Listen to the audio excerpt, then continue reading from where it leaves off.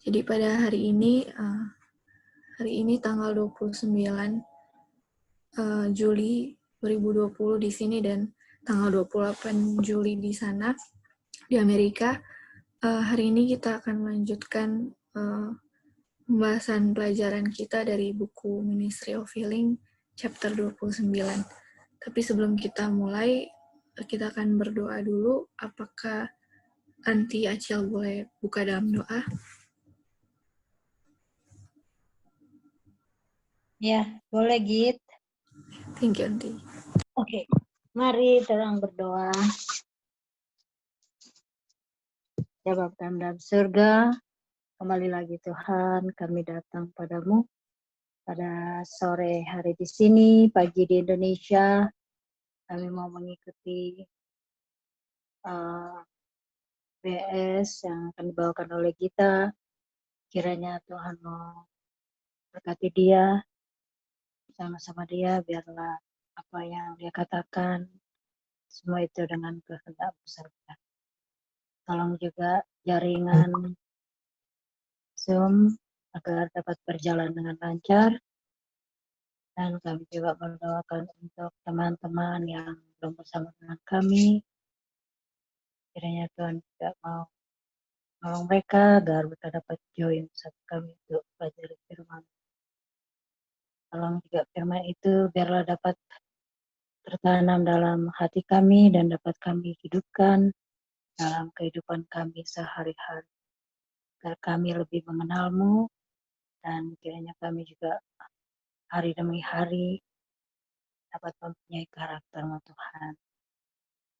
Hati kami masing-masing, jauhkan kami dari segala mara bahaya yang mudah menimpa kami. Dan di dalam nama Yesus kami berdoa dan ucap syukur. Amin. Thank you, Anti Acil. Sama.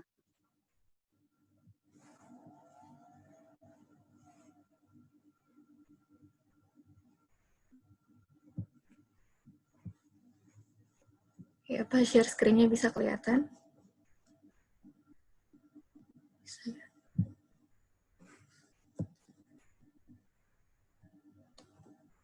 Bisa kelihatan ya share screen.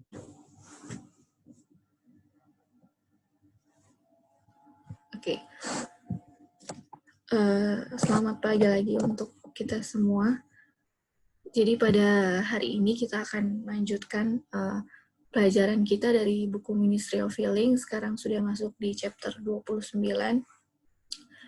Judulnya adalah The Builders of the Home, atau bahasa Indonesianya para pembangun rumah tangga. Sebelum kita masuk ke pelajaran, kalau kita lihat dari judulnya adalah para pembangun rumah tangga. Kira-kira apa sih topik yang nanti akan kita bahas sesuai dengan judulnya? Kira-kira udah ada gambaran dari judulnya? Biasanya rumah tangga. Ya, Kak? Tentang keluarga, rumah tangga. Iya, tentang keluarga. Mungkin ada lagi yang mau kasih pendapat. Kan ini bilang para toh pembangun rumah tangga, jadi ada orang-orang atau suami istri yang akan membangun rumah tangga mereka. Iya, jadi kalau Li bilang tentang keluarga dan nanti Joy juga bilang untuk para yang pembangun rumah tangga atau orang-orang yang akan memasuki ke jenjang pernikahan kan, atau mau membangun sebuah rumah tangga yang baru kan. Jadi hari ini kita akan, mungkin kalau lihat dari judulnya ini untuk yang sudah berpengalaman ya, kalau kita sendiri kan maksudnya belum ke tahap situ gitu, cuman perlu juga untuk belajar. Dan mungkin nanti kalau misalnya ada masukan atau ada tambahan atau mungkin ada komentar atau mungkin ada pengalaman yang mau dibagikan, silakan ya. Oke. Jadi kita akan baca dari paragraf pertama ini, Gita saja yang baca ya. Jadi dibilang di sini di paragraf pertama, dia yang memberi Hawa untuk Adam sebagai penolong yang setara melakukan mujizatnya yang pertama di pesta pernikahan. Di ruang pesta itu, di mana teman-teman dan saudara-saudara bersukacita bersama, Kristus memulai pelayanannya di depan umum. Karena itu, dia menyetujui pernikahan, menyetujui itu sebagai lembaga yang telah dia dirikan sendiri. Dia mengurapi bahwa pria dan wanita harus dipersatukan dalam pernikahan yang kudus, untuk membesarkan keluarga anggotanya dimahkotai dengan kemuliaan, harus diakui sebagai anggota-anggota keluarga surgawi. Jadi di paragraf pertama ini kita tahu kan bahwa Tuhan sendiri yang memberikan Hawa itu untuk Adam, dibilang untuk sebagai penolong yang setara. Dan juga tadi di sini juga disinggung di mana Tuhan juga memulai public ministry-nya, pelayanannya di depan umum waktu waktu ada pesta pernikahan kan di Kana.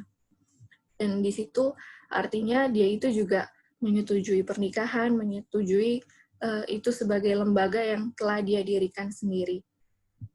Dan kita tahu kan kalau di Alkitab ayatnya yang pertama kali ayatnya di Kejadian 2 ayat 22 sampai 25 dibilang di sini, dan dari rusuk yang diambil Tuhan Allah dari manusia itu dibangunnyalah seorang perempuan, lalu dibawanya kepada manusia itu. Lalu berkatalah manusia itu, inilah dia, tulang dari tulangku dan daging dari dagingku. Ia akan dinamai perempuan sebab ia diambil dari laki-laki. Sebab itu seorang laki-laki akan meninggalkan ayahnya dan ibunya dan bersatu dengan istrinya sehingga keduanya menjadi satu daging. Mereka keduanya telanjang, manusia dan istrinya itu, tetapi mereka tidak merasa malu. Jadi kita tahu di dalam Kejadian 2 ayat 22 sampai 25 ini adalah gambaran lembaga pernikahan yang dibuat oleh Tuhan sendiri kan setelah penciptaan manusia. Jelas bukan manusia yang membuatnya, tapi Tuhan sendiri yang memang membuatnya kan.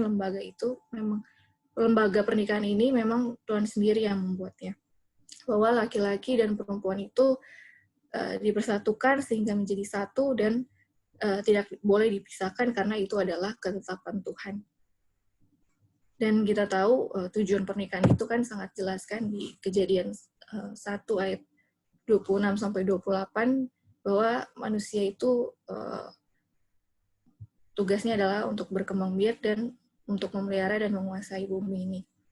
Jadi kita lihat di sini bahwa pernikahan itu, lembaga ini adalah rancangan dan ketetapan Tuhan sendiri, bukan manusia yang buat, tapi Tuhan sendiri yang membuat lembaga ini. Makanya pernikahan itu juga menjadi sangat penting kan dalam menjalankan tugas atau mandat dari Tuhan. Makanya seharusnya pernikahan inilah yang sudah semestinya ini dilakukan untuk kemuliaan Tuhan gitu, yang memberi mandat kepada kita. Dan kita tahu bahwa Tuhan juga sudah membuat lembaga pernikahan ini sejak di Eden dengan suci dan kudus. Dan sekaranglah kita mau belajar sesuai judulnya kan, para pembangun rumah tangga. Kita akan belajar di mana di sini kita belajar bagaimana menciptakan pernikahan atau rumah tangga yang kudus atau yang rukun sesuai yang Tuhan juga sudah buat pada awalnya. Atau untuk siapa saja yang baru memulai kan melangkah untuk ke jenjang pernikahan, apa yang perlu dipelajari sesuai dengan ketetapan Tuhan ya. Oke, mungkin dari kutipan paragraf pertama ini ada yang mau berikan tambahan atau tanggapan atau komentar? Gigit mau tambahkan sedikit. Jadi ini kita sudah bilang sih tadi, cuman mau ini lagi. Jadi memang penting sekali ini pernikahan. Kalau kita lihat kan setelah penciptaan, baru lembaga pertama yang didirikan sebelum Sabat, ini sebelum Sabat loh, adalah pernikahan. Jadi waktu Yesus kasih dia punya mujizat pertama, mujizatnya di pernikahan. Dia menghubungkan juga dia punya nanti umatnya dengan Bapa, dilambangkan oleh pernikahan. Kan waktu Tuhan mau datang, dia antara mempelai laki-laki dan mempelai perempuan. Jadi ini Tuhan ini sangat menghargai sekali ini pernikahan. Makanya penting sekali ya untuk kita belajar ini, karena kalau sesuatu yang dianggap penting oleh Tuhan, pasti ini yang akan dihancurkan oleh setan ya. Kita belum tahu apa yang selanjutnya akan dibahas ini, tetapi sampai sejauh ini memang kelihatan memang sangat penting apa ini rumah tangga ini ya. Ya itu Iya. aja sih. Terima kasih. Iya, thank you Kak buat tambahannya. Iya, jadi pernikahan ini kan juga tadi Kak Lali bilang dilambangkan oleh Kristus dengan jemaatnya kan, atau kita kan. Dan memang ini sangat penting sekali ya Kak. Lebih dalam lagi pas kita baca, oh ternyata. Jadi apalagi untuk anak muda gitu pasti baca. Ini penting sekali untuk sebelum mereka memasuki ke jenjang yang lebih serius kan. Dan ini yang Kak Lali tadi bilang di kutipan selanjutnya Kak. Boleh baca Kak paragraf selanjutnya? Oke. Kristus menghormati hubungan pernikahan dengan menjadikannya juga sebagai simbol persatuan antara dia dan orang-orang tebusannya. Dia sendiri adalah mempelai pria, mempelai wanita adalah gereja yang sebagai orang pilihannya. Dia berkata, engkau semua adil. Cintaku tidak ada cacat celah di dalam kamu. Kidung Agung 4 ayat 7. Kristus mengasihi jemaat dan menyerahkan dirinya untuk itu, supaya ia dapat menguduskan dan menyucikannya. Bahwa Penting karena setan tahu kan di mana yang harus di-attack. Kalau keluarga hancur itu gereja bisa hancur, masyarakat hancur dengan bangsa. Atau di keluarga bahagia, di gereja bahagia, masyarakat dan bangsa. Jadi itu sangat berkaitan erat dan fondasinya adalah di rumah tangga. Makanya di Ministry of Healing ini chapter sebelumnya dan chapter sekarang akan bahas betapa pentingnya ya kita bagaimana di rumah tangga, karena keberhasilan gereja, masyarakat dengan bangsa itu bergantung dari rumah tangga. Dan kalau kita lihat tubuh kita itu, yang paling kecil itu adalah sel kan. Nah sel itu dilambangkan sebagai rumah tangga. Kalau sel rusak, jaringan tubuh juga akan rusak. Seperti itu. Jadi yang harus kita jaga adalah sel atau dalam rumah tangga itu. Makanya Ellen White memberikan banyak nasihat sebelum menikah dan dalam rumah tangga untuk bagaimana kemakmuran dan kesejahteraan kita sebagai rumah tangga dan juga gereja, masyarakat, dan bangsa. Oke, thank you, Git. Ya, thank you Aunty Joy untuk tambahannya. Mungkin ada lagi yang mau menambahkan sebelum kita baca ke paragraf selanjutnya.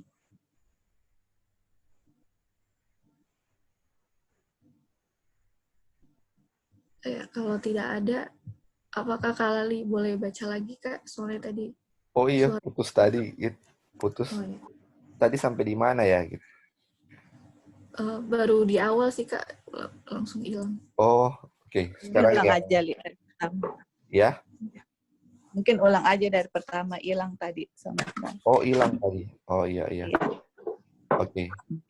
Kristus menghormati hubungan pernikahan dengan menjadikannya juga sebagai simbol persatuan antara dia dan orang-orang tebusannya. Dia sendiri adalah mempelai pria, mempelai wanita adalah gereja yang sebagai orang pilihannya. Dia berkata, engkau semua adil, cintaku tidak ada cacat celah di dalam kamu. Kidung Agung 4 ayat 7.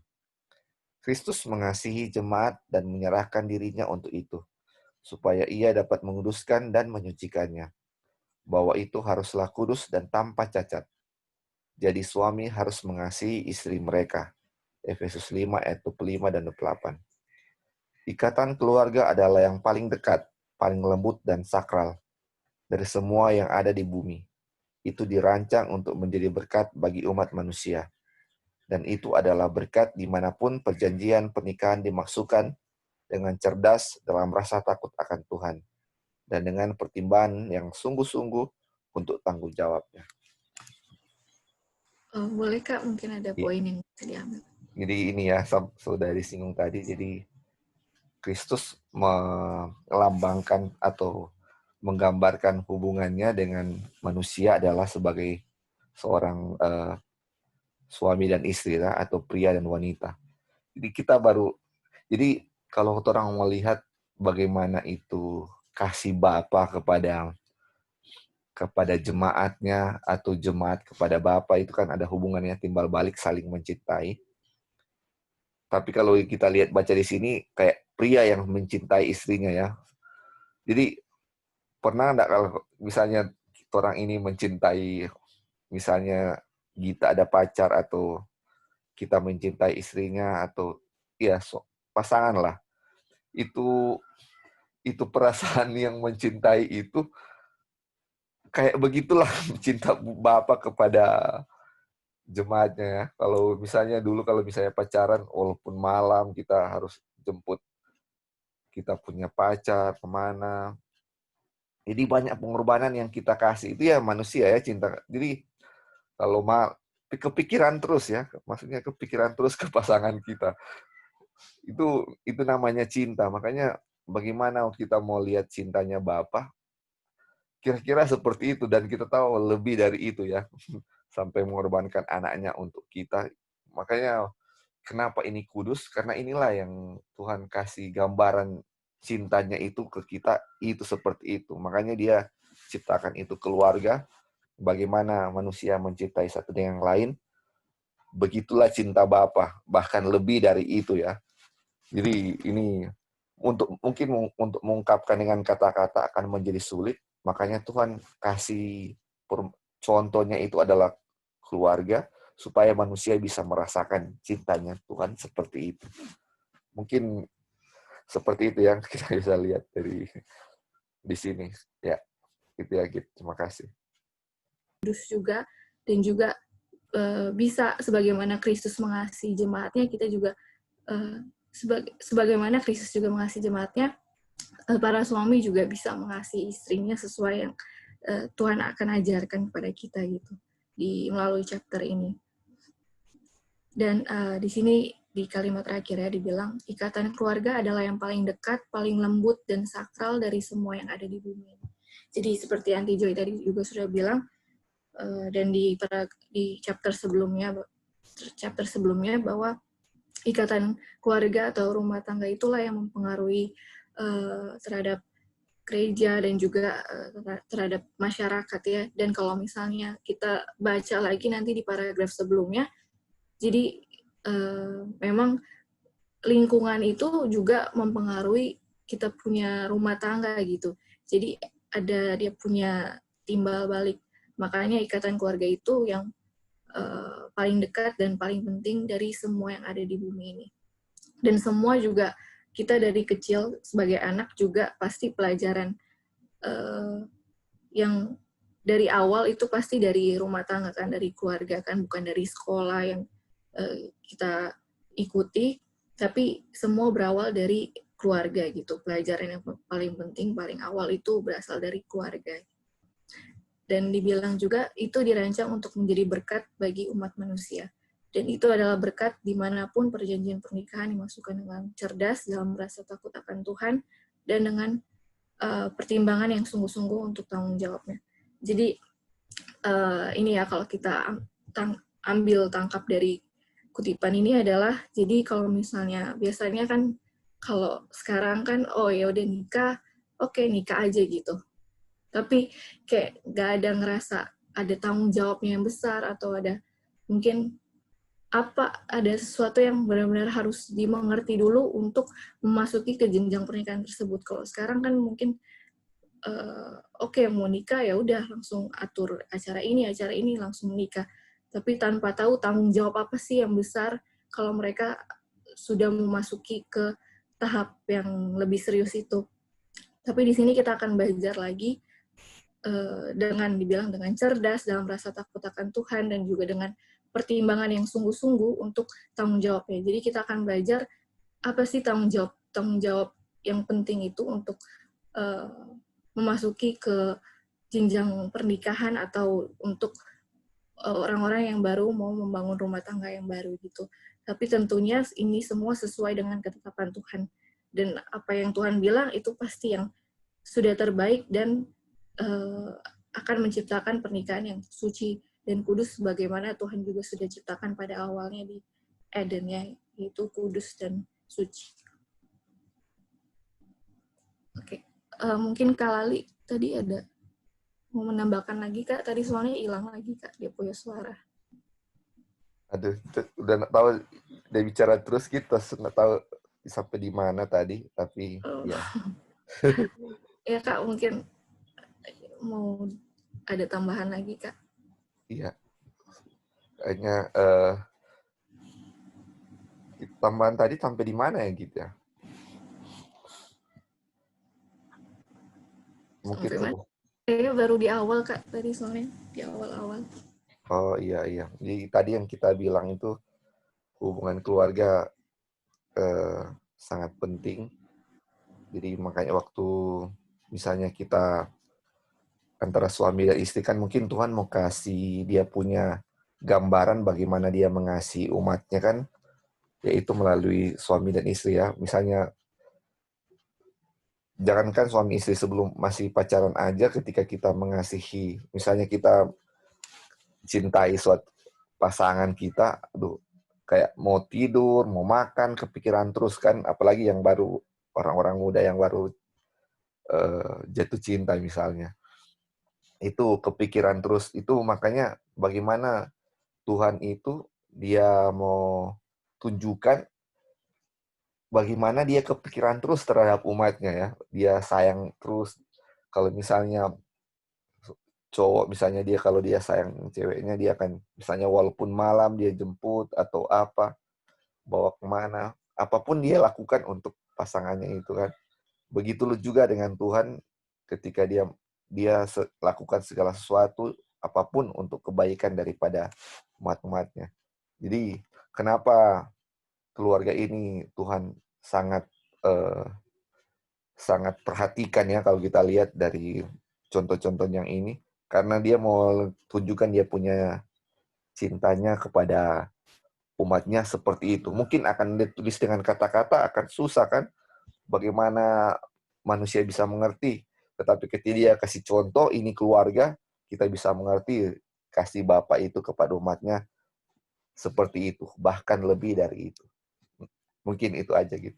Terima kasih. Iya, thank you Kak. Iya, jadi ya mungkin kalau misalnya mau dideskripsikan kasih Bapak itu nggak bisa ya, kayak susah gitu mau dengan kata-kata. Tapi Iya. dari Rasanya itu nggak bisa ya, kita mau tulis rasa itu kan hanya bisa dirasakan ya. Iya, makanya ya benar yang tadi Kak Lali bilang, mau dikasih pelajaran yang tentang pernikahan supaya kita bisa lebih ngerti gitu, karena biasanya kan berdasarkan pengalaman atau fakta ya, kayak ya kejadian yang memang sehari-hari kita lakukan gitu, itu yang membuat kita lebih bisa ngerti gitu akan kasih Bapak kepada kita.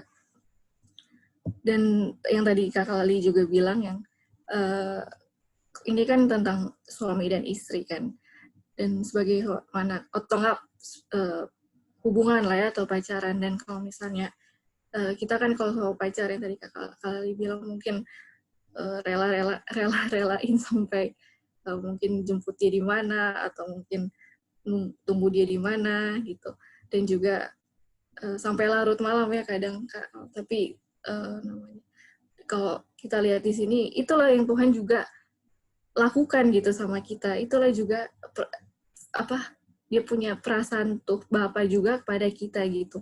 Makanya di sini kita mau lihat Tuhan punya kasih melalui pelajaran tentang keluarga ini, di mana kasih Bapa itu seperti itu, bahkan yang tadi Kak Halil bilang lebih dari itu semua ya, pasti jauh kasihnya jauh lebih besar daripada itu semua. Mungkin ada lagi yang mau berikan tambahan atau komentar dari kutipan ini?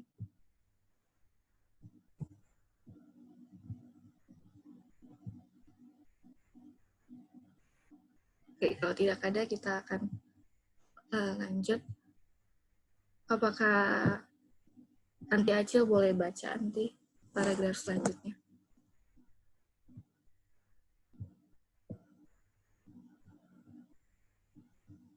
Yang mereka Gita? Iya, Anti. Oke. Mereka yang merenungkan pernikahan harus mempertimbangkan apa yang akan terjadi, karakter dan pengaruh keluarga yang mereka akan bangun itu. Ketika mereka menjadi orang tua,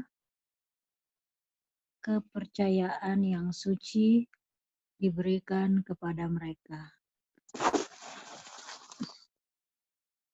Kepada mereka sangat tergantung pada kesejahteraan anak-anak mereka di dunia ini.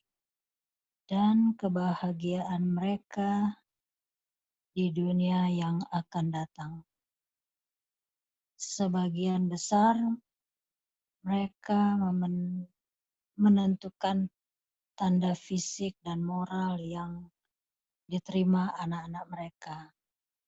Dan pada tabiat rumah tangga bergantung pada kondisi masyarakat.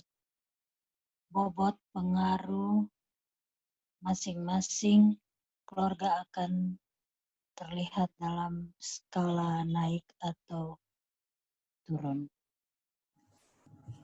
Mungkin nanti ada poin yang diambil nanti dari paragraf ini.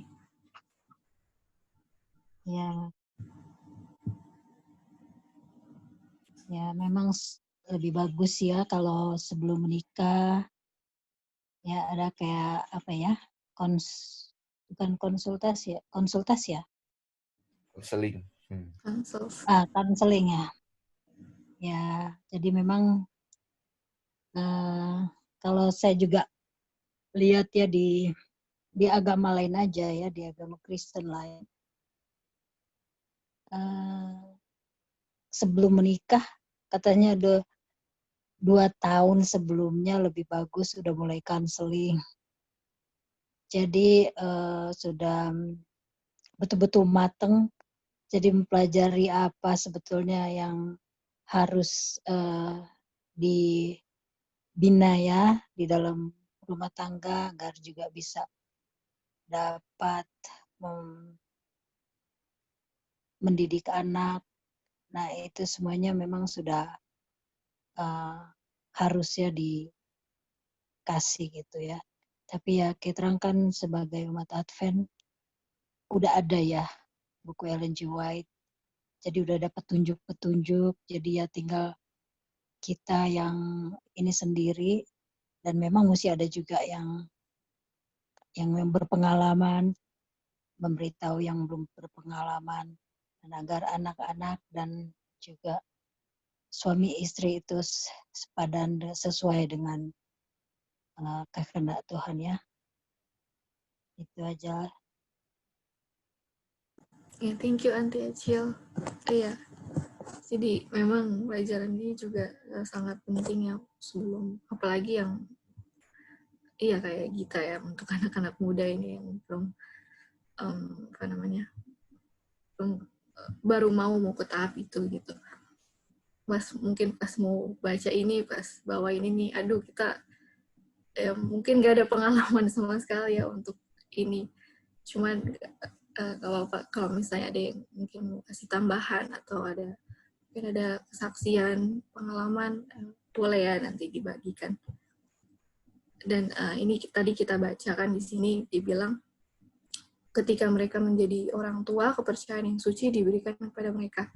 Jadi untuk masuk ke tahap ini juga penuh dengan tanggung jawab kan, kalau misalnya tadi kita baca di paragraf sebelumnya harus ada dengan pertimbangan yang sungguh-sungguh untuk tanggung jawabnya. Dan dibilang lagi sini ketika mereka menjadi orang tua, kepercayaan yang suci diberikan kepada mereka. Nah, jadi kayak mungkin yang kita ambil ya. Jadi istilahnya tanggung jawab untuk menjadi sebagai orang tua itu lebih besar lagi kan. Karena kepercayaan yang suci diberikan kepada mereka. Jadi makanya di sini dibilang ya, kepada mereka sangat tergantung pada kesejahteraan anak-anak mereka di dunia ini dan kebahagiaan mereka di dunia yang akan datang. Sebagian besar mereka menentukan tanda fisik dan moral yang diterima anak-anak mereka. Mungkin di sini sebagai orang tua kan lebih besar lagi ya tanggung jawabnya. Mereka juga yang menentukan apakah anak-anak mereka ini nanti mau kemana gitu. Makanya dibilang kepada mereka sangat tergantung pada kesejahteraan anak-anak mereka di dunia ini. Kan ada istilahnya juga, buah jatuh tidak jauh dari pohonnya kan. Sifat anak itu nggak jauh berbeda dengan ayah atau ibunya. Jadi karakter anak itulah yang dari kecil yang menentukan dia didikan dari orang tuanya gitu. Karena kan anak kita kan waktu dari kecil kan yang dididik oleh orang tua kan, yang pertama kali guru kita itu kan bukan guru yang di sekolah, tapi guru kita adalah orang tua kan. Jadi sebagai orang tua itu pasti tanggung jawabnya lebih besar gitu sebelum mereka menjadi seorang orang tua gitu. Jadi untuk pernikahan ini memang sangat penting dan bukan sebagai suatu yang main-main ya, yang kayak oke, mau nikah ya udah nikah aja, tapi tanggung jawabnya bakal lebih besar lagi, dan itu kan tanggung jawabnya itu kan kepada Tuhan kan, karena kan kalau misalnya udah jadi orang tua punya anak itu kan titipan pemberian dari Tuhan, makanya dia punya tanggung jawab lebih besar lagi karena kita lah yang menentukan anak-anak kita itu akan dididik seperti apa gitu. Ya, mungkin ada yang mau komentar atau kasih tambahan dari kutipan ini?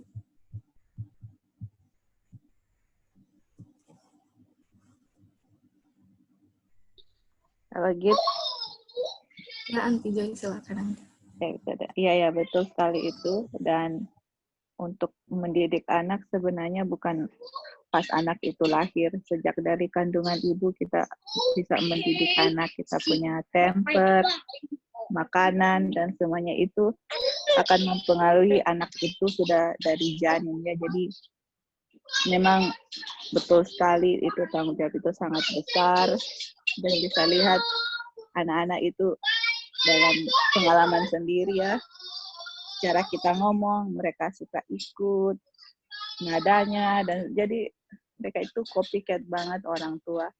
Dan waktu kita belajar ada satu guru yang bilang biasanya anak-anak itu umur 7 tahun dia punya karakter itu sudah di-develop, istilahnya 7 tahun itu udah he's gonna become like that. Tapi of course ya dengan kuasa Tuhan karakter bisa dirubah, tapi 7 tahun itu karakter mereka itu sudah terbentuk. Jadi sangat itu sekali umur mereka sampai 7 tahun yang benar-benar harus dididik dalam Tuhan. Oke, thank you Git. Thank you Auntie Joy. Iya, jadi makanya kalau kita pikir ya sebelum ke jenjang situ, baca dulu dia Rono buat ini gitu kan, banyak kan pelajaran-pelajaran untuk anak muda gitu, untuk juga pasangan muda kan, banyak kan dia punya bacaan di Rono buat. Jadi memang bukan belajarnya pas udah masuki tahap itu, tapi bacalah sebelum mau ke tahap itu gitu. Karena kan istilahnya kalau misalnya udah ke tahap itu, aduh salah gitu kan. Aduh udah salah ini, kayaknya udah ambil keputusan yang salah. Makanya belajar ini harus sebelum mau ke tahap itu, ataupun kalau misalnya memang sudah, ya makanya ini penting sekali ya, ini sesuai juga. Makanya Tuhan kasih pelajaran itu udah lengkap ya istilahnya, ada tentang pernikahan, tentang kesehatan, tentang apa saja itu Tuhan sudah kasih gitu melalui buku Rono buat ini. Mungkin ada lagi yang mau berikan tambahan atau komentar dari kutipan ini?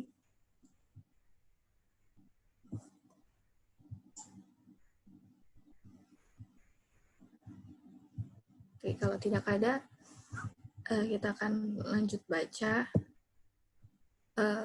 Apakah Dion boleh baca paragraf selanjutnya? Bisa gitu. Iya. Memilih teman hidup harus yang terbaik untuk menjamin kesejahteraan fisik, mental, dan kerohanian bagi orang tua dan anak-anak mereka, sehingga akan memungkinkan orang tua dan anak-anak untuk menjadi berkat bagi sesama manusia dan untuk menghormati pencipta mereka. Lanjut. Ya, lanjut. Sebelum memikul tanggung jawab yang terlibat dalam perkawinan, remaja putra dan putri hendaknya memiliki pengalaman seperti itu dalam kehidupan praktis, karena akan mempersiapkan mereka untuk tugas-tugas dan beban-beban rumah tangga. Pernikahan dini tidak dianjurkan. Hubungan yang begitu penting dengan perkawinan dan jangkauan sejauh ini dalam hasil-hasilnya tidak boleh dilakukan dengan tergesa-gesa, tanpa persiapan yang matang, dan sebelum kekuatan mental dan fisik berkembang dengan baik. Silakan dia, mungkin ada poin yang diambil dari kutipan ini. Mungkin yang lain gitu. Oh iya, oke. Iya, jadi apa namanya? Ini kalau baca semuanya dia punya poin banyak ya, dan sudah jelas dan penting sekali ya.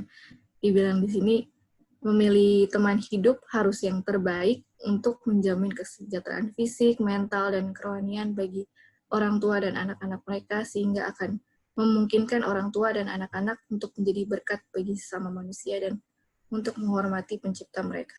Jadi untuk memilih teman hidup atau pasangan itu harus yang terbaik kan, yang ya untuk menjamin kesejahteraan fisik, mental, dan kerohanian.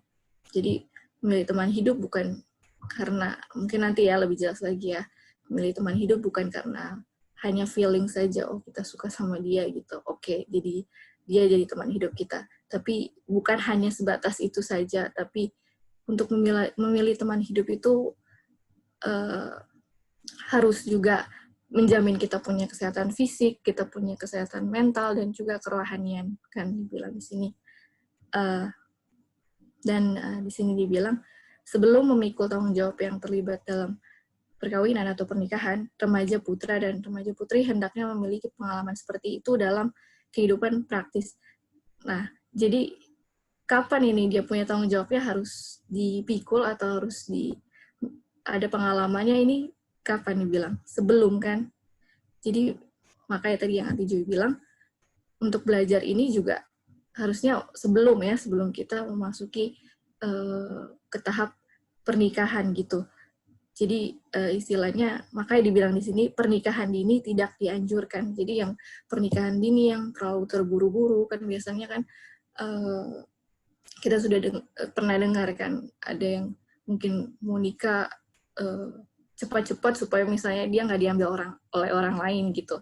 Jadi baru pacaran, oh yaudah dia langsung nikah aja, takut diambil sama orang. Padahal nggak tahu karakter pasangannya itu seperti apa, atau dia punya latar belakangnya seperti apa, dia punya kerohaniannya seperti apa. Tidak tahu, yang penting, oh kita suka sama dia gitu, kita tertarik sama dia, tapi tertariknya karena bukan karena dia punya kerohanian, bukan karena hubungan dia sama Tuhan, tapi ya cuma sebatas feelings aja gitu. Makanya dibilang di sini pernikahan ini tidak dianjurkan. Tidak boleh dilakukan dengan tergesa-gesa, tanpa persiapan yang matang, dan sebelum kekuatan mental dan fisik berkembang dengan baik. Nah, ini kekuatan mental dan fisik kan. Kenapa nggak boleh tergesa-gesa? Ini kita tangkap dari kutipan ini. Jadi istilahnya, kan ada juga kan kutipan dibilang sebelum ke jenjang yang ada hubungan yang lebih serius, harus kita punya karakter dulu kan dibentuk. Jadi istilahnya karakter kita aja belum dibentuk, apalagi kita mau ada tanggung jawab untuk mempertanggungjawabkan dua karakter gitu. Mungkin ada yang tahu kan, ada yang bisa tangkap dia punya poin itu. Jadi istilahnya kan kalau misalnya kita udah jadi mau jadi satu, dua pasangan mau jadi dua suami istri ini, atau putra atau pria dan wanita ini mau jadi satu, dia punya tanggung jawab lebih besar kan, karena ada dua orang kan. Nah, untuk kita aja sendiri aja kita punya karakter belum dibentuk, kita punya mental fisik aja belum berkembang dengan baik, belum dibentuk, apalagi kita mau mempertanggungjawabkan dua orang gitu ya istilahnya. Kan walaupun jadi satu kan, tapi kan tanggung jawab sama-sama kan. Makanya penting sekali belajar ini, apalagi sebelum yang orang-orang muda yang sebelum memasuki ke tahap pernikahan gitu, yang membangun sebuah rumah tangga, karena memang tanggung jawabnya sangat besar dan bukan hanya sebatas itu saja ya, kayak oke, nikah ya nikah gitu, tapi dia punya makna itu sangat besar, dan makanya dianjurkan untuk tidak tergesa, karena harus ada persiapannya matang, dan juga kita punya fisik dan mental dulu ini yang harus diperbaiki gitu, karena tanggung jawabnya bukan hanya kita punya diri aja nanti, tapi tanggung jawabnya juga untuk ke pasangan kita gitu. Git, Ya, Anti Acil. mau tambah apa yang kita bilang tadi, ada kan kayak cowok cewek gitu pacaran takut diambil orang lain jadi buru-buru menikah toh. Nah, ini cuma mau ambil pelajaran aja ya. Emang betul ada yang nyata begitu. Waktu dia minta ini wanita ini untuk menjadi istrinya, istrinya bilang, oh kita kan belum pacaran gitu, kenapa udah mau kawin? Nanti aja kalau udah kawin baru kita pacaran begitu. Dan pendek cerita mereka menikah sampai punya 3 anak. Akhirnya mungkin di dalam rumah tangga itu mereka saling mempelajari karakter satu dengan yang lain. Pendek cerita akhirnya mereka pisah. Ya itulah ya pengalaman yang pahit ya akhirnya ya, karena begitu ya mereka bilang oh nanti aja kita pacaran karena menikah lebih dulu. Nah itulah cuman tambahan aja yang dari kita kasih tadi. Ya, thank you Anti Acil. Iya, jadi ya itu kita tadi bilang gitu karena memang banyak sekali yang seperti itu gitu, dan memang ujung-ujungnya ya akhirnya pisah kan, karena awal kan harus semua fondasinya harus kuat kan. Kalau misalnya dua-duanya fondasinya kuat atau cuma yang satu saja, itu susah ya. Makanya memang penting sekali dapat pelajaran ini. Puji Tuhan, Tuhan sudah kasih melalui Mrs. White ya, dari dia punya tulisan-tulisan, semuanya ada untuk solusi rumah tangga, ada kesehatan, ada mungkin juga yang lainnya banyak ya. Mungkin ada lagi yang mau berikan tambahan atau ya, mungkin gitu. ada pengalaman. Kalau kutipan terakhir kan, kalau sudah kita bilang tadi ya, kalau saling mencintai, kalau kan biasa yang kalau masih muda begitu, masih umur di bawah 20-an, kalau mencintai itu memang menggebu-gebu ya. Makanya kalau sudah begitu ingin cepat-cepat menikah. Makanya ini kan dibilang pernikahan dini tidak dianjurkan kan. Iya. Kenapa? Karena memang yang di atas ini belum dilakukan ya.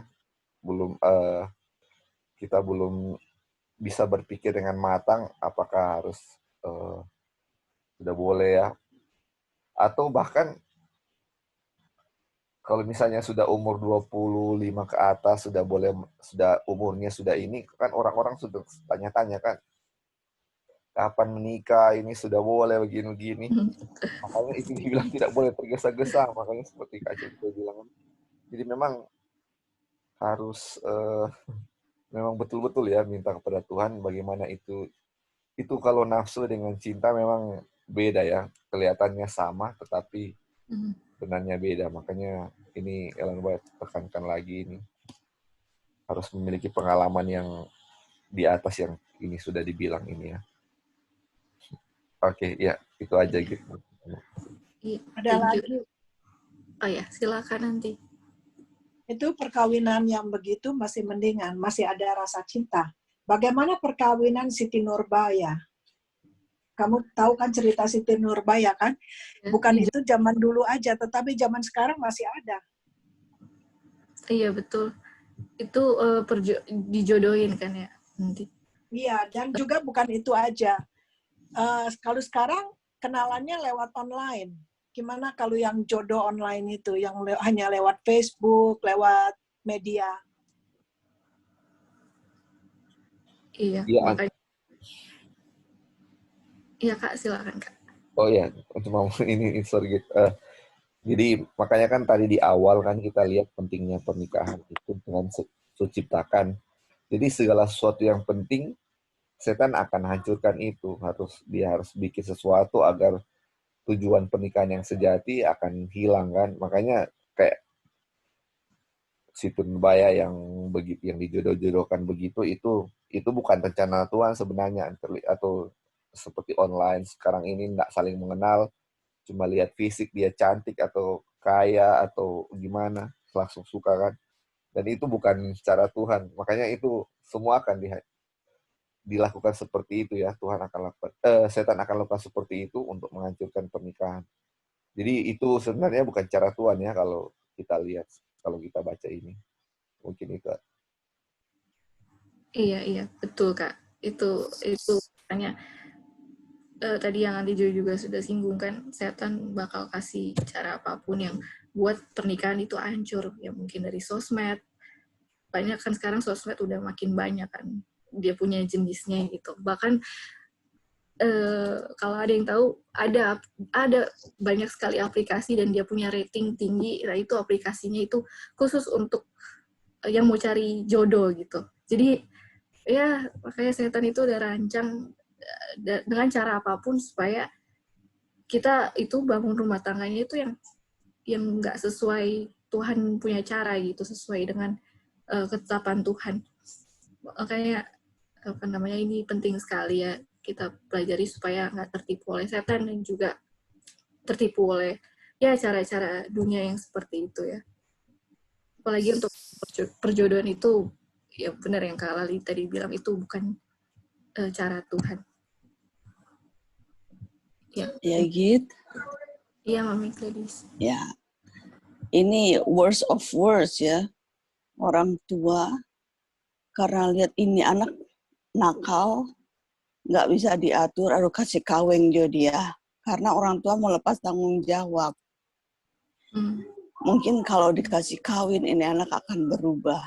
Jadi dari tanggung jawab ini anaknya perempuan, mungkin ya tomboy, mungkin karena terlalu bergaul. Nggak nakal-nakal juga, cuma kayaknya orang tua mau lepas ini. Oh, ada trik nih. Laki-laki yang mau atur, yang mau supaya bisa bawa dia di jalan yang lurus. Jadi, oke. Kasih kawin dia, mungkin dengan pernikahan ini, dia bisa berubah, dia bisa jadi dewasa, dan dia bisa hidup lebih baik. Ya mungkin setahun 2 tahun oke, akhirnya ya namanya tidak dibentuk, tidak diberikan pengarahan atau tanggung jawab. Pernikahan ini orang tua juga harus tahu, bukan main-main. Karena karena orang tua mau lepas tanggung jawab, jadi ini anak dinikahkan dan tidak berakhir dengan baik dan harus berpisah karena tidak ada penyesuaian dan tidak mengerti apa ini pernikahan. Thank you. Iya, thank you Mami Gladys. Iya, jadi ya orang tua yang harusnya yang lebih tahu ya, karena kan tadi juga kita belajar bahwa untuk jadi orang tua memang tanggung jawabnya besar, sampai nanti anak itu besar itu juga masih tanggung jawab orang tua istilahnya. Apalagi yang dia punya pemikirannya ya udah deh lepas aja deh, kasih aja dia kawin supaya kita punya tanggung jawab, gak ada lagi gitu. Aduh itu maksudnya ya gak boleh ya, maksudnya dia orang tua itu dia punya tanggung jawab sangat besar gitu. Mungkin ada lagi yang mau berikan tambahan?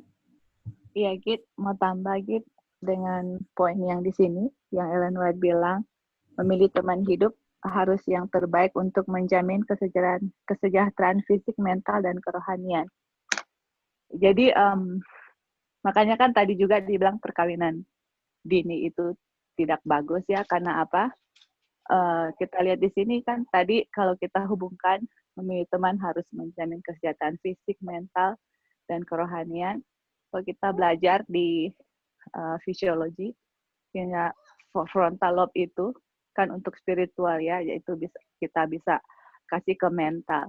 Nah, kalau laki-laki itu biasanya mature atau fully developed itu umur 30 tahun. Kalau perempuan 25. Nah, bayangkan saja kalau masih muda, belum fully mature, dia punya frontal lobe, dia punya spirituality, judgment, dia punya apa lagi yang di frontal lobe itu moral. Jadi itu aja misalnya belum mature, terus akhirnya sekarang kawin, punya responsibility, dia aja belum mature, sekarang udah ada anak yang harus dia didik ya, seperti itu. Jadi inilah yang kita lihat ya, yang kalau kita nggak mengerti hal-hal seperti ini, mengambil tindakan terburu-buru, dan akhirnya keluarga hancur, anak-anak hancur, gereja hancur, masyarakat hancur, bangsa hancur, karena dari intinya itu tidak tahu, lack of knowledge, dan dihancurkan oleh ketidak berpengetahuan ya, apalagi kita umat-umat Tuhan. Jadi sangat Ellen White memang benar-benar Tuhan benar-benar tekankan bahwa kita harus perhatikan betul-betul, dan banyak saksi, banyak yang saya bisa lihat di depan mata sendiri, yang mana perkawinan dini atau dari tidak memikirkan atau tidak membaca Ellen White, akhirnya rumah tangga mereka itu jadi hancur dan anak-anaknya jadi korban gitu. Thank you. Thank you Aunty Jo untuk tambahannya. Iya, jadi ada dia punya umur waktu kalau untuk cowok berapa tuh dia dewasanya, dan juga ceweknya berapa gitu. Dan memang ya jadi ya walaupun sudah di umur segitu, tapi makanya puji Tuhan banyak juga yang dia punya hubungannya kandas karena nggak baca dia sesuai punya tulisan, dan juga mau cepet-cepet aja gitu, mau buru-buru aja gitu, tapi tanpa mengetahui tanggung jawabnya apa saja gitu kalau misalnya mereka sudah ke jenjang pernikahan dan juga bahkan menjadi sebagai orang tua. Thank you Aunty Joy untuk tambahannya. Oke, mungkin kita akan lanjut ya ke paragraf selanjutnya. Apakah Mami Gladys boleh baca di bisa gitu ya. Kedua belah pihak mungkin tidak memiliki kekayaan duniawi, tetapi mereka harus memiliki berkat kesehatan yang jauh lebih penting. Dan dalam kebanyakan kasus, seharusnya tidak ada perbedaan usia yang besar. Pengabaian aturan ini dapat mengakibatkan serius merusak kesehatan pihak yang lebih muda. Dan seringkali anak-anak kehilangan kekuatan fisik dan mentalnya. Mereka tidak dapat menerima dari orang tua yang sudah lanjut usia perawatan dan persahabatan yang dituntut oleh kehidupan muda mereka. Dan mereka akan merasa terpukul atas kematian ayah atau ibu pada saat cinta dan bimbingan sangat dibutuhkan. Ya. Lanjut. Mungkin ada poin Mami yang boleh bisa diambil. Oke, tunggu ya. Tunggu saya baca lagi. Kedua belah pihak mungkin. Oh, kedua belah pihak maksudnya ini wanita dan pria yang sudah menikah ya. Oke. Tidak memiliki harta dan mereka harus memilih. Tetapi mereka harus memiliki berkat kesehatan. Oke. Jadi dua-duanya ini harus sehat, tidak bisa satu atau harus sehat, dan kebanyakan kasus seharusnya tidak ada perbedaan usia yang besar. Oh, oke. Jadi paling jauh mungkin per 5 tahun ya. Nggak bisa jauh usia pasangan. Karena mau dilihat supaya seperti roda, jadi tidak ada yang lambat, tidak ada yang cepat. Jadi mendayuh sama-sama. Oke. Lalu mereka tidak dapat menerima dari orang tua yang sudah lanjut usia perawatan dan persahabatan yang dituntut oleh mereka, oleh kehidupan muda mereka. Dan mereka akan merasa terpukul atas kematian ayah dan ibu pada saat, Jadi ini dibilang, mungkin ya saya dapat kurangnya pendidikan dari rumah dia, di dalam rumah tangga, dalam keluarga, atas kepergian dari ayah atau ibu. Jadi cinta dan bimbingan mereka belum cukup untuk membangun rumah tangga, sehingga adanya kejenjangan, adanya ketidakstabilan dalam rumah tangga yang mereka akan bangun. Kira-kira begitu gitu, atau ada masukan lain?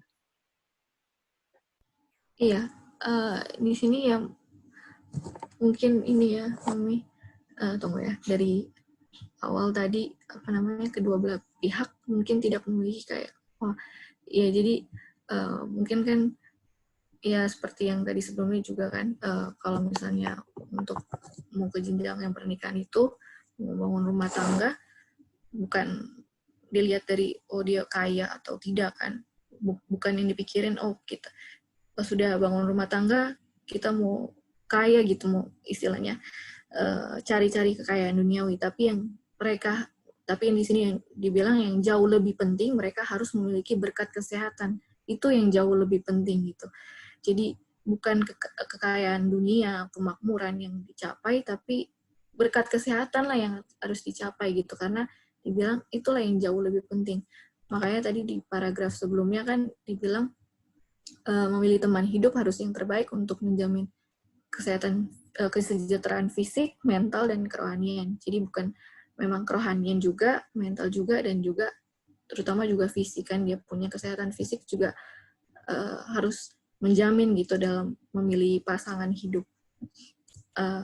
Dan di sini ya, dan dalam kebanyakan kasus harusnya tidak ada perbedaan usia yang besar. Nah, ini juga kita baca ya, istilahnya berarti nggak boleh jauh-jauh ya dia punya perbedaan usia ya kalau pasangan. Kita nggak tahu dia punya jaraknya berapa, mungkin ada yang kasih masukan mungkin dari yang statement ini yang tidak ada perbedaan usia yang besar, itu mungkin ada dia punya patokan atau beda berapa tahun paling maksimal. Mungkin ada yang tahu atau ada yang mau kasih masukan.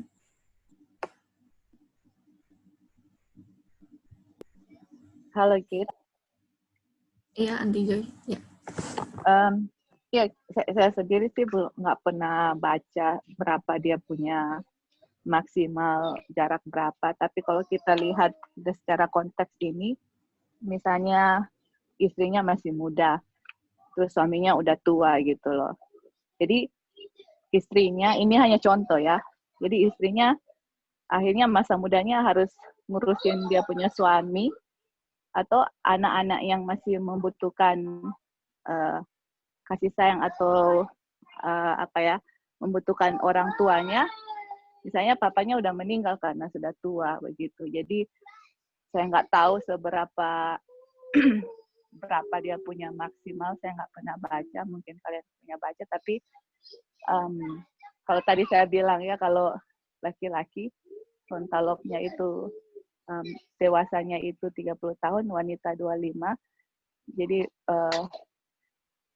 yang bagusnya itu kalau dua-dua sudah mature ya, jadi mungkin 5 tahun begitu yang bagus ya. Tapi ya kita tahu kalau laki-laki lebih tua itu lebih bagus. Cuman untuk seberapa besar dia punya jarak atau bagaimana, saya sendiri nggak tahu. Tapi kalau kita lihat secara tulisan Ellen White itu ya, jadi kalau mungkin jauhnya itu ya mungkin wanitanya masih muda, suaminya udah tua sekali dan butuh untuk harus ditolong, mungkin seperti itu gitu.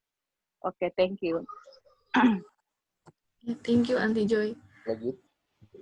Oh ya, silakan Kali. Ya, mungkin kalau kita lihat konteksnya di sini, ini kenapa kayak usia yang ini ya, ini dia punya alasan kesehatan aja kan. Ini sebenarnya yang menjadi korban inilah yang usianya yang muda ya, kayak yang sudah dibilang tadi kan, itu kayak ini kan kita baca konteks yang di atas sebagai seperti Bapak dengan jemaat kan. Jadi gimana Bapak bisa melindungi istri jemaatnya, atau istilahnya suami bisa melindungi istri. Tapi kalau misalnya sudah umurnya terlalu jauh kan, dia nggak bisa melindungi lagi ya. Dan ini makanya ini korbannya ini sebenarnya yang the younger, yang paling ini ya, kesehatan. Yang paling muda inilah yang menjadi merusak kesehatan pihak yang lebih muda kan di sini dibilang. Iya, kadang-kadang kita pikir yang tua yang ini, ternyata yang paling muda yang merasakan akibatnya ya.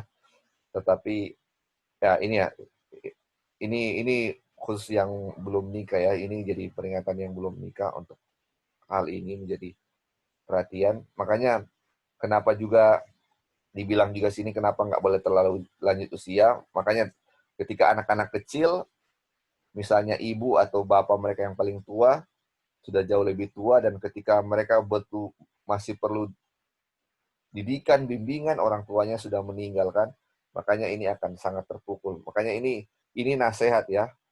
Memang nasihat itu bukan seharusnya kamu begitu, tapi sebaiknya harusnya begini ya. Supaya kehidupannya bisa lebih bagus kan. Jadi ini akan terpancar bagaimana hubungan Bapak dengan jemaatnya. Kalau sudah terlalu mungkin nggak terlalu bisa kelihatan dia punya hubungan. Ya, mungkin itu aja. Terima kasih. Ya, makasih Kak Lali.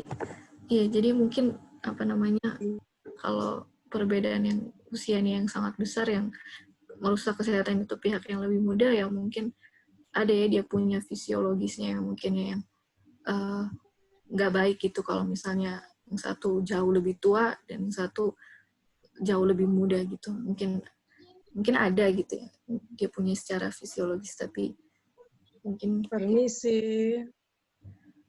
Oh ya, iya Aunty Angel.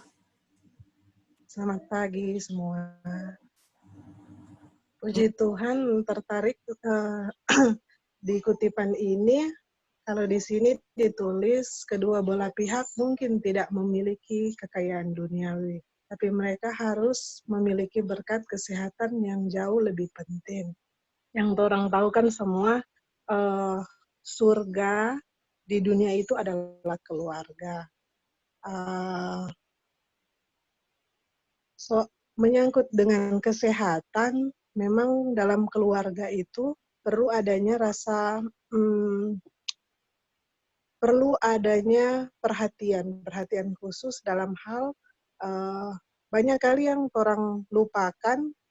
Yang penting orang suami so kerja, so di luar sana, entah mau seingat makanan yang sehat atau minum air putih, itu kan sesuatu hal yang sederhana, tapi dampaknya besar. Itu sebenarnya jadi pengaruh. Jadi di sini tentang kesehatan adanya saling perhatian kalau dalam rumah tangga, saling mengingatkan, karena di mana kita bisa menjaga kesehatan, di situ juga kehidupan atau kesejahteraan keluarga itu juga akan diberkati. Kadang kan pada umum, bukan maksudnya untuk kondisi sekarang dalam rumah tangga ya, maksudnya yang dibilang orang-orang ini untuk perhatian dalam keluarga itu soalnya enggak, karena mungkin ada kesibukan kerja atau sudah sibuk dengan sesuatu hal, sampai orang berpasangan sendiri orang so lupa entah dia sudah makan atau belum makan.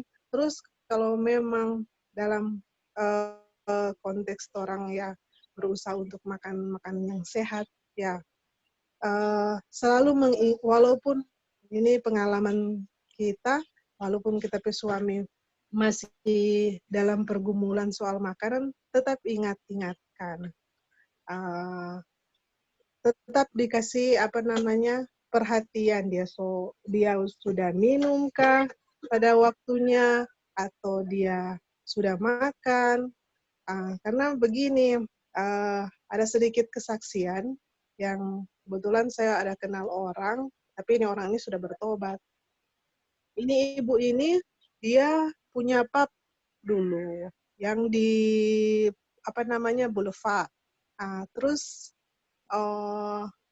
dia itu, tapi dia sudah bertobat karena memang rumah tangganya hancur ketika dia buka usaha itu. Dan di sini mungkin dikasih dia lihat dan kondisi di mana di pub itu, di kafe itu memang dunia malam. Laki-laki yang datang itu semuanya frustasi karena tidak mendapatkan perhatian di dalam rumah tangga. Jadi secara ini dia lihat itu laki-laki itu kasihan. Kenapa? Karena mungkin di dalam rumah tangga istri kurang melayani, istri kurang kasih perhatian. Sedangkan di tempat itu mereka memang diservis benar-benar, tapi itu cuma karena dasar uang, untuk mendapatkan uang. Jadi ini ibu ini kasih nasihat kepada kita, karena kita juga banyak bertanya kan, masih muda. Jadi dia bilang, ya pokoknya kalau ngana bukannya dengan kekuatan Tuhan. Orang bekerja, melayani suami itu sama dengan orang keikhlasan melayani Tuhan. Sampai orang mau pakaikan kaos kaki orang pe suami, itu orang nak merasa hina dah. Begitu dong dia bilang. Jadi kalau orang sudah lakukan yang terbaik orang pe suami, nak mungkin dia mau cari tempat pelarian. Nah, mungkin ini tips dan buat orang yang maksudnya supaya orang pe keluarga lebih harmonis, tapi orang kan sudah banyak dapat di buku Roh Nubuat bagaimana Nyonya White, tapi alangkah baiknya kan mungkin kadang kita lupakan soal ini, perhatian memang harus kita jaga dan tetap kita tiap hari itu kita lakukan untuk pasangan, juga untuk keluarga, untuk kesejahteraan anak-anak juga. Nah, jadi menyangkut juga kematian, memang usia, umur itu orang nggak tahu toh, tua muda. Tapi ketika itu datang, orang nggak mau rasa bersalah atau apa, karena ketika dia masa hidup orang perlakukan dengan baik, puji Tuhan, maksudnya dan semuanya itu orang nggak merasa bersalah atau rasa sedih berlarut-larut. Itu aja sih, terima kasih. Ya, terima kasih Aunty Angel, udah sangat jelas ya Aunty. Dari kesaksiannya juga ya. Jadi memang kekayaan dunia itu nggak penting, maksudnya bukan lebih penting, tapi yang jauh lebih penting itu berkat kesehatan gitu. Ya mungkin tadi yang kayak ada di kafe mereka jadinya mabuk, ya mungkin perhatian istri yang kurang kan terhadap suami, mungkin karena nggak ada duit, mungkin ya kalau kita tangkap di sini bisa juga nggak ada duit, jadi ya berantem, mau beli ini nggak bisa, akhirnya berantem, nggak dapat kerja, berantem, akhirnya ya udah, akhirnya suami udah kemana, istri udah kemana, akhirnya nggak harmonis lagi gitu. Makanya puji Tuhan udah dikasih ya dari buku Roh Nubuat ini, makanya dasarnya itu fondasinya adalah Tuhan Yesus kan. Nanti kalau kita baca di paragraf selanjutnya, itu akan lebih jelas lagi gitu. Kita punya prinsip dasarnya siapa, itu kembali lagi kepada Tuhan Yesus gitu. Lihat cara Tuhan Yesus dulu, dan lihat kasih Tuhan kan kepada jemaatnya, sebagaimana juga suami kepada istrinya. Dan mungkin itu juga terjadi karena selfish ya, kalau kita lihat di situ, yang mungkin suaminya udah akhirnya dia lampiasin ke minum, atau ya kelampiasin ke hal-hal mungkin yang dia suka gitu, yang nggak baik. Itu karena masih ada selfish gitu di dirinya. Makanya nanti kita akan baca untuk ke jenjang ke rumah tangga ini, itu selfish itu harus disingkirkan terlebih dahulu baru bisa membangun hubungan atau rumah tangga yang harmonis gitu. Ya, terima kasih Aunty Angel untuk tambahan dan juga kesaksiannya ya. Mungkin ada lagi yang mau berikan tambahan atau mungkin ada kesaksian pengalaman yang mau dibagikan.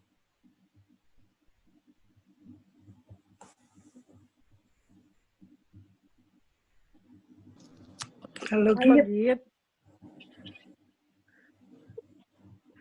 Ya, Aunty Angel. Silakan Aunty. Iya, jadi yang Aunty Angel lebih ini dan yang kita lihat, kadang terus terang yang kita rasakan, kita sudah belajar pronubuat, so mantap lah dengan apa yang sekarang dan cuman kalau umpama jujur, kalau umpama suami toh sepulang kerja minta dilayani karena saya juga capek urus anak, kita leso lelah, jujur ya. Cuman kita dapat pelajaran begini dari ibu ini.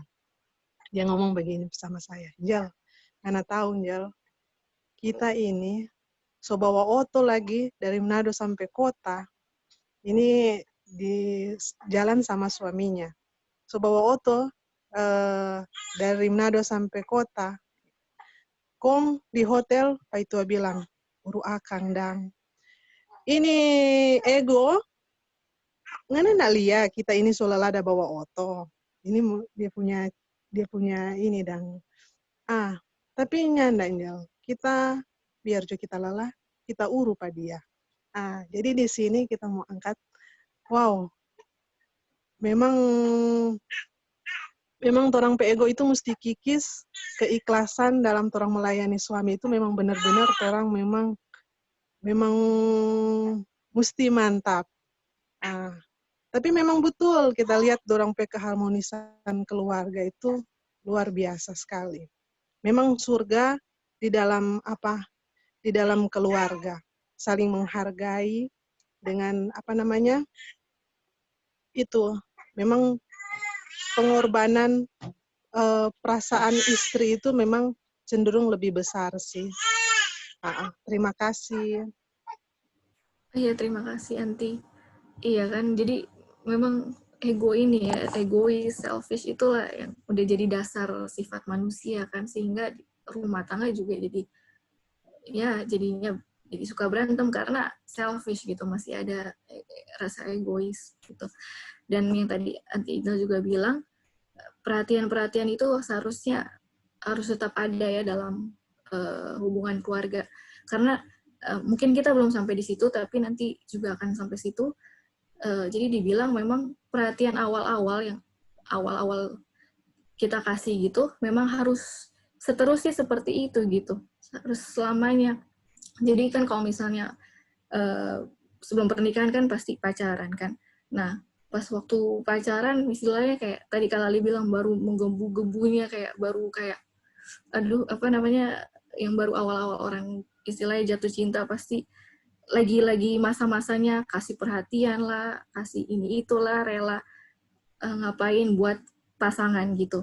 Nah, sama hal juga ke waktu masuk ke jenjang pernikahan. Jadi ada di kutipan yang bilang waktu memasuki ke jenjang pernikahan, tetaplah kasih dia punya perhatian. Istilahnya perhatian yang mau ke jenjang pernikahan itulah seharusnya menjadi bukan perhatian yang lanjut ya, tapi menjadi perhatian awal gitu, baru dari perhatian dari awal gitu. Jadi kayak istilahnya bukan lanjut, tapi baru awal dari perhatian yang kita kasih gitu pas mau masuk ke jenjang pernikahan. Jadi yang benar yang Aunty Angel bilang, perhatian atau istilah sikap yang menghargai, nggak egois, saling mengerti satu sama lain itu memang sangat penting sekali untuk membangun hubungan atau keluarga yang harmonis ya, istilahnya keluarga di bumi yang seperti keluarga di surga gitu. Mungkin tadi ada yang mau berikan tambahan tadi? Tadi yang pas sama Auntie Angel ada ketutup ya punya suara.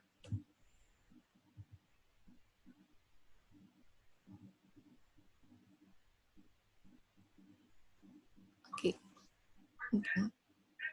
Nggak jadi kita. Oh, Auntie Arli. Oh ya. Oke, mungkin ada lagi yang mau kasih tambahan atau ada mungkin pengalaman lagi yang mau dibagikan. Oke, kalau tidak ada, kita akan baca lagi ya satu kutipan ini dan kita akan tutup. Auntie Early boleh baca Auntie paragraf selanjutnya. Oke, yang mulai hanya ya. Iya. Oke. Hanya di dalam Kristuslah ikatan pernikahan dapat dibentuk dengan aman. Kasih manusia harus menarik ikatannya yang paling erat dari kasih ilahi. Hanya di mana Kristus memerintah didapati kasih sayang yang mendalam. Benar, tidak mementingkan diri. Kasih adalah kasih karunia yang berharga yang kami terima dari Yesus. Kasih sayang yang murni dan suci, bukanlah perasaan tetapi prinsip. Mereka yang digerakkan oleh kasih yang murni bukanlah tidak mempunyai pertimbangan sehat ataupun buta. Dengan diajar oleh Roh Kudus, mereka sangat mengasihi Tuhan dan sesama manusia seperti mengasihi diri mereka sendiri. Ya, silakan Auntie Early. Anggapannya ya. Iya. Ya, I wish saya tahu ini dari dulu ya. Karena saya tidak mengenal dulu, belum mengenal firman Tuhan. Jadi nggak tahu. Sebenarnya masih banyak lagi teman-teman kita yang di sana yang namanya Advent, buku banyak, tapi tidak dibaca. Jadi pengetahuannya pun tidak ada. Nah, begitulah. Dulu pengalaman saya pun begitu, tetapi ya sudah berlalu. Kita nggak mau melihat ke belakang, kita mau melihat ke depan. Jadi apa yang sudah sebenarnya keinginan sih, aduh indahnya ya kalau sudah mengetahui firman Tuhan begini, maunya begitu. Gitu. Tapi ya sudah berlalu dan tidak boleh menyesal apa yang sudah terjadi, dan sekarang apa yang ada kita jalani. Masalahnya kita kalau pasangannya hanya sebelah yang mengetahui firman Tuhan. Maksudnya kita yang ini yang mengerti firman Tuhan, sedangkan sebelahnya enggak. Jadi susah juga ya, karena enggak berjalan sama-sama gitu. Beda, kita enggak tahu Kristus. Nah itu sekarang saya pun lagi ngomong udah rame kedengaran bunyinya. Jadi ya kalau kita bisa sama-sama mendengar, sama-sama dalam keluarga, aduh indah sekali itu ya. Jadi bisa kita kalau Kristus di dalam yang memerintah, kalau sebelah pihak juga harus lebih banyak korban kesabaran gitu. Jadi ya puji Tuhan, Tuhan mau bentuk lebih panjang sabar lagi. Jadi dengan demikian Roh Kudus lebih banyak lagi yang dibutuhkan untuk mengajar kita untuk jadi dengan demikian Roh Suci yang bekerja untuk mengasihi dan mengasihi Tuhan dan sesama manusia itu seperti mengasihi diri kita sendiri, itu harus 2 kali lipat ataupun 3 kali lipat bekerja ya. Terima kasih. Terima kasih Auntie Early buat tambahannya. Iya, jadi ini sudah sangat jelas ya kutipan ini. Dibilang hanya di dalam Kristus lah ikatan pernikahan dapat dibentuk dengan aman. Jadi memang fondasinya Kristus kan. Mungkin yang belum menikah atau belum belum ada hubungan, Jadi memang karakter kita dulu yang harus dibentuk gitu. Karena ya yang tadi ya paragraf sebelumnya juga kita sudah baca, istilahnya bukan nanti pas udah menjalin hubungan, udah ke pernikahan baru belajar, baru sama-sama mau memperbaiki karakter, tapi ya yang belum seharusnya sebelum mau masukin itulah ke tahap itulah karakter kita harus dibentuk gitu. Jadi karena tanggung jawabnya nanti bukan kita saja, tetapi sudah dua kan, bukan kita tapi juga pasangan kita juga jadi tanggung jawab kita gitu. Gimana sama dua-duanya harus sama-sama berjalan kan. Dan kalau memang belum, pasti semuanya dibawa dalam doa kan. Ada pergumulan dalam rumah tangga, dalam hubungan suami dan istri, pasangan, itu semuanya kembali lagi kan harus dibawa dalam doa gitu, minta Tuhan yang bekerja, minta Tuhan yang kasih solusi yang terbaik. Dan di sini dibilang hanya di mana Kristus memerintah didapati kasih sayang yang mendalam, benar, tidak mementingkan diri. Nah, makanya kalau dua-duanya udah sama-sama fondasinya Kristus, pegang prinsip Tuhan Yesus dengan cara Tuhan kasih, didapatilah kasih sayang yang mendalam, yang benar, dan tidak mementingkan diri. Jadi makanya yang tadi seperti kesaksian dari Auntie Angel, selfish lah ini yang juga harus disingkirkan terlebih dahulu kan sebelum untuk yang sebelum mau ke jenjang berkeluarga gitu, atau yang mau mau ke dalam tahap mau menikah gitu.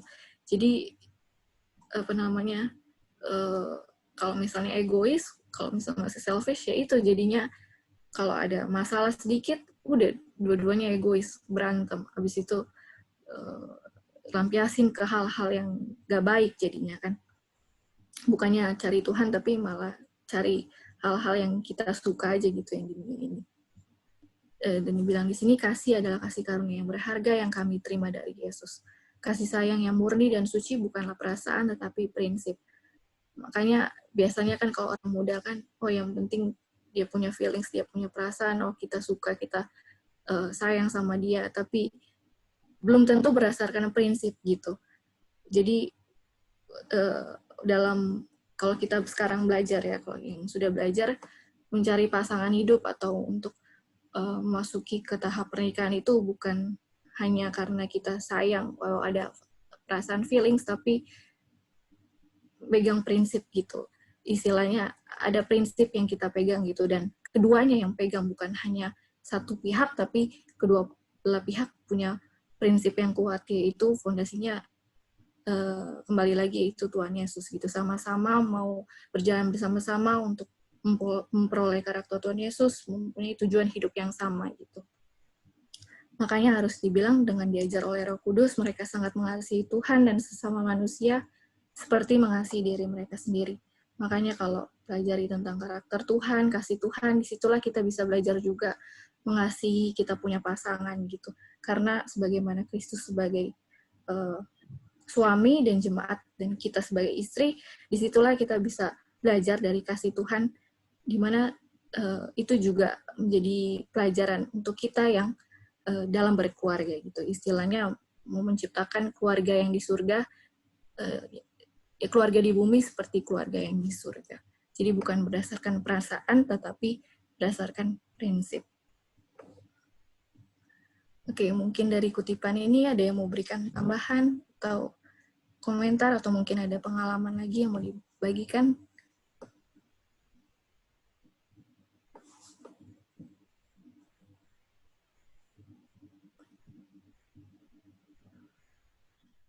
Oke, kalau ya. Halo, Git. Iya, silakan Iya. Kak. Iya, ini memang apa namanya, kayak institusi sahabat kan, itu juga sama Tuhan yang dirikan di Eden. Dan kalau sahabat itu dibilang bahwa to keep the Sabbath holy, men themselves must be holy, berarti ikatan pernikahan yang dibentuk dengan aman dari sudut pandang surga juga, berarti prinsipnya juga harus sama ya. harus sama dengan harus holy juga suami istri gitu. Harus betul-betul ada Tuhan Yesus juga, baru segala sesuatu yang teknis itu yang dari teknis saja bisa jadi masalah atau apa itu bisa dihindari, dan banyak sekali dari A sampai Z yang nggak bisa spesifikasi dari yang kecil-kecil itu bisa berjalan dengan baik gitu. Jadi memang Bapak tadi sudah dibilang di komentar sebelumnya, memang harus ada Tuhan Yesus yang akan yang menjadi fondasi. Itu mungkin ya. Thank you Gita. Iya, thank you Kak. Ya memang semuanya kembali lagi ya ke Kristus. Dalam pelajaran apapun Kristus lah gitu. Harus di dalam Kristus lah yang bekerja dalam diri kita kan, supaya dalam pernikahan, dalam pergumulan pribadi, dalam hidup, semuanya solusinya lagi kembali ke Tuhan Yesus. Dan disinilah makanya kita belajar di mana Tuhan Yesus juga sudah buat lembaga pernikahan waktu di Eden, dan dia juga sebagaimana dia juga suami dan kita sebagai istri, dan dia buat itu supaya suci, kudus, dan tidak bercacat. Di sini juga lah kita mungkin sebagai suami, ada yang sebagai istri, dan mungkin ya pasangan dan yang baru mau ke langkah pernikahan dalam rumah tangga. Di sinilah kita belajar di mana kita juga bisa membentuk hubungan ikatan keluarga juga yang harmonis, yang suci dan kudus seperti yang Tuhan sudah ajarkan ya, di mana kasih Bapa itu sangat besar, dan kasih itulah yang juga kita lakukan gitu ke kita punya pasangan. Gitu. Jadi fondasinya memang semua kembali lagi pada Tuhan Yesus. Pelajari Tuhan Yesus punya karakter, Tuhan Yesus punya kasih kepada kita. Oke, mungkin dalam pergumulan dalam keluarga juga semua kembali lagi dibawa dalam doa ya. Pasti Tuhan Yesus akan kasih solusi, jalan keluar yang terbaik untuk kita. Dan terutama minta Tuhan supaya hancurkan selfish itu kan. Kita punya sifat yang mementingkan diri, karena selfish itulah yang bisa menghancurkan rumah tangga juga gitu. Oke, mungkin ada lagi yang mau berikan tambahan sebelum kita tutup? Ya, halo Git. Ya, Aunty Joy, silakan nanti. Ya, jadi ini kan kuncinya hanya Kristus ya. Hubungan ikatan pernikahan dapat dibentuk dengan aman. Jadi kalau misalnya kita lihat gimana kalau salah satu pasangan yang tidak mengenal Kristus atau tidak mengetahui kebenaran yang kita pelajari. Jadi intinya adalah gini ya, kita lihat Tuhan Yesus sebagai patokannya. Jadi Tuhan Yesus itu dengan kita kan dihubungkan dengan suami dan istri. Dia suami, kita gereja sebagai istrinya. Kita lihat cara Tuhan Yesus menghadapi istrinya ya. Jadi Tuhan Yesus menghadapi kita itu sangat panjang sabar dengan kita punya rebellion, dengan kita punya unfaithful sama Tuhan. Tetap dia menunjukkan panjang sabar dan kasih-Nya. Dan kita sebagai manusia, kita saya nggak bisa mengubah pasangan saya, atau pasangan saya nggak bisa merubah. Hanya kuasa Tuhanlah yang merubah manusia, dan kita sendiri juga ya. Jadi yang kita bisa lakukan adalah tetap memancarkan kasih Kristus, karakter Kristus kepada pasangan kita, dan biarlah Roh Tuhanlah yang akan bekerja, bukan kita yang berusaha untuk merubah atau mungkin marah-marah, oh kamu begini nggak belajar apa dan sebagainya. Tapi kita memancarkan kasih Kristus, dan pasangan kita juga akan melihat betapa panjang sabarnya, betapa cintanya kita kepada pasangan kita, walaupun pasangan kita tidak memperlakukan kita dengan seharusnya ya begitu. Jadi kalau kita memandang kepada Kristus, banyak sekali masalah, dan semua masalah yang kita hadapi bisa diselesaikan dengan cara Kristus. Bagaimana cara Kristus deal dengan orang, dengan gerejanya, itulah yang akan kita bisa lakukan kepada pasangan kita. Thank you, Git. Iya, thank you Aunty Joy buat tambahannya. Iya, jadi benar yang Aunty Joy bilang. Memang, iya kembali lagi pada Kristus. Buat pasangan kita berubah atau kita sendiri berubah, minta Tuhan kan yang bekerja di dalam diri kita semua. Kembali lagi, biarlah Kristus yang bekerja gitu, bukan kita tapi Kristuslah yang bekerja. Ya, mungkin ada lagi sebelum kita akan berdoa untuk tutup dalam doa. Oh gitu. Ya. Jadi kita bahas. Oh ya, Dion silakan. Waktu di Taman Eden waktu manusia jatuh dalam dosa kan itu sudah terjadi perkawinan toh. Ya. Waktu Hawa makan buah terlarang itu, dorang waktu jatuh dorang saling menolak toh. Nggak mau mengaku ada yang salah, nggak mau mengaku kita yang salah atau begini begitu, nggak ada yang bertanggung jawab. Kalau terang lihat dari Tuhan Yesus, dia contoh sebagai suami yang rela mati, rela dan dosa itu buat dia, dan rela untuk dia tanggung. No? Itu contoh terbesar kita. Demi gerejanya, demi umatnya, dia rela mati di kayu salib.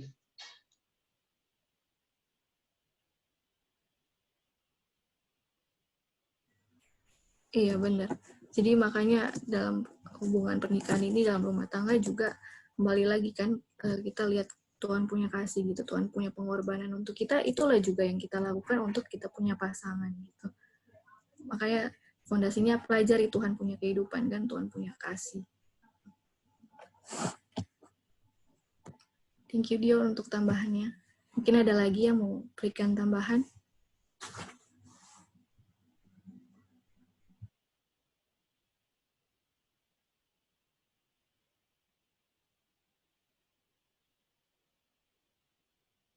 Oke, kalau tidak ada, kita akan tutup sampai sini dulu, biar pelajaran ini tentang para pembangun rumah tangga ini bisa mengingatkan kita lagi sebagai, mungkin ada yang sebagai suami dan istri, dan juga mungkin anak-anak muda, saya sendiri yang